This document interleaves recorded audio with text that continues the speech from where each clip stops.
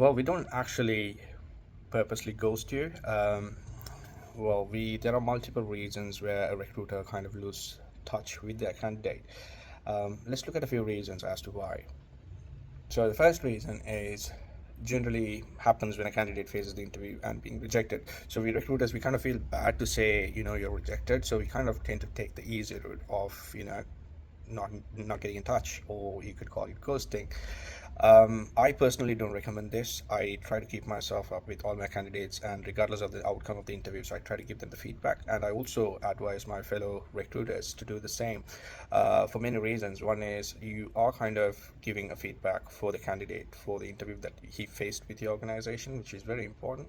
Secondly, you're also kind of giving a feedback with the technical side of things, where it might help that particular candidate to be prepared for future interviews. And another reason I could also think about is, you would have established some kind of a rapport with this candidate, and you're kind of losing it. So you could actually save that relationship maybe in the future. This particular candidate could come handy. So for those reasons, I think it's important that you kind of go back. I although I understand it's kind of the Sri Lankan cultural aspect, where we tend to feel bad to say, they're rejected, but it is what it is, right? So we need to go back and tell them, it is, and you're saving their time as well. Secondly, the other reason is generally, maybe this is before an interview is faced by the candidate. So we tend to open up a role. An organization would tend to open up a role, and after we recruiters talk to that particular candidate, get all the information, and promise them, okay, we're going to get back to you for an interview, or so on.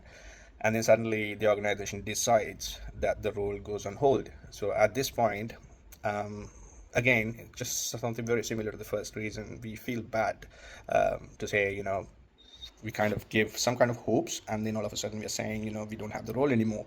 Not just that it's feeling hard, but also recruiters tend to think what the candidate would think about the organization who actually opens a role and then puts it on hold all of a sudden. Again, so this for this reason, it is the easy route that we recruiters tend to take. Again, the feedback I would say personally is be as transparent as possible, with your candidates. Of course, you don't have to explain the nitty-gritties of why the particular role is going on hold, but then again, you can tell, we had plans, but suddenly for some unavoidable reasons we had to put them on hold. So you are actually letting that candidate, move forward with whatever the future interviews that he has. Okay, so that could be another reason. The third reason I could think of is, sometimes we recruiters, we do work with multiple roles at a given time, sometimes four, five, six, seven, right? And we kind of keep ourselves very busy with looking for candidates. So in this process, we kind of tend to lose touch with certain candidates who might be rejected. It's not something that we purposely do it, but it's with the chaos of the recruitment process, that we tend to do this mistake. But again, it's not an excuse that we should be giving, but I would say we do it as much as possible, try to get back to our candidates as much as possible with the feedbacks.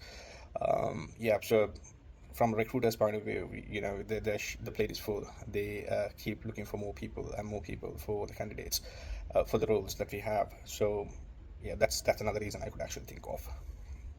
And I think on a bigger picture per se, it's these relationship between recruiter and the candidates are quite important. They depend on each other, so it's very important that we respect each other. And there's always shortcomings of we humans, right? So it is very important we understand that as well, and give up on certain things and compromise. And for recruiters, keep pushing, and keep in touch with your candidates, keep telling them what's happening. And the candidates, you guys do keep following up with your recruiters until you find a reason as to, or until you hear back from them.